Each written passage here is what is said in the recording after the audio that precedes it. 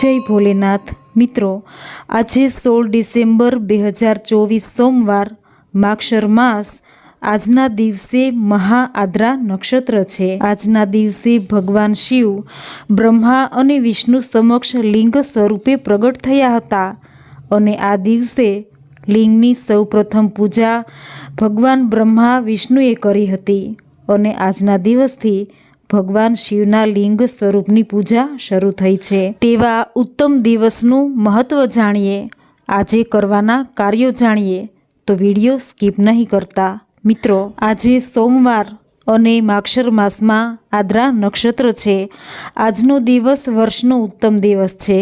આજે દરેક લોકોએ શિવ પૂજા અવશ્ય કરવી, શિવ દર્શન કરવા મંદિરે અવશ્ય જવું, કારણ કે આજના દિવસે કરેલી શિવ પૂજા એ 100 મહાશિવરાત્રિની પૂજા કરીએ ને એટલું પુણ્ય ફળ આજના એક દિવસની પૂજાથી પ્રાપ્ત થાય છે। માટે બની શકે તો સમગ્ર શિવ પૂજા અર્ચના કરવી, આરતી કરવી, મહાદેવને પ્રસાદી અર્પણ કરવી અને મંદિરમાં 11, 21, 51 કે 108 દીપ પ્રગટાવવા અને મંદિરમાં ન જઈ શકાય તો પોતાના ઘરે પણ દીપદાન કરી શકાય।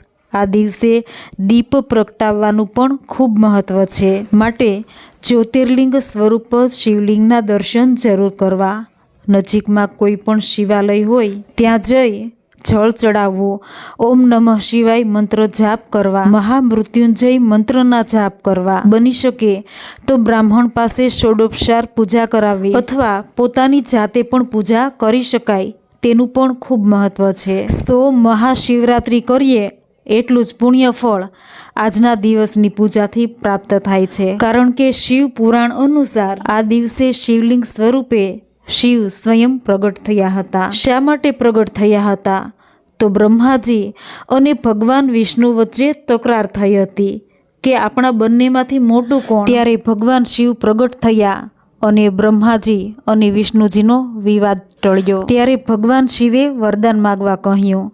ત્યારે વિષ્ણુજીએ કહ્યું કે આજે આદ્રા નક્ષત્રમાં તમારું પ્રાગટ્ય થયું છે, તો જે કોઈ આજના દિવસે તમારી પૂજા કરશે, આરાધના કરશે, મંત્ર જાપ કરશે, તેના જીવનમાંથી દરેક તેના કષ્ટો દૂર થશે, તેની મનોકામના પૂર્ણ થશે, તે મનુષ્યનું કલ્યાણ થશે, તેને 100 મહાશિવરાત્રિની પૂજાનું પુણ્ય ફળ પ્રાપ્ત થશે, તેના 7 જન્મના પાપનો નાશ થશે, અંતે મોક્ષની પ્રાપ્તિ થશે। ત્યારે ભગવાન શિવે તથાસ્તુ કહ્યું। તો મિત્રો, આજે 16 ડિસેમ્બર 2024 સોમવાર આદ્રા નક્ષત્ર માગશર માસનો પાવન પવિત્ર દિવસ છે।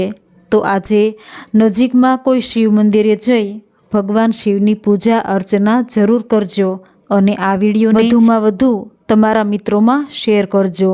ચેનલને સબસ્ક્રાઈબ ના કરી હોય તો અત્યારે જ કરી દેજો। કમેન્ટમાં જય ભોલેનાથ જરૂર લખજો। જય ભોલેનાથ, જય શ્રી કૃષ્ણ, જય માતાજી।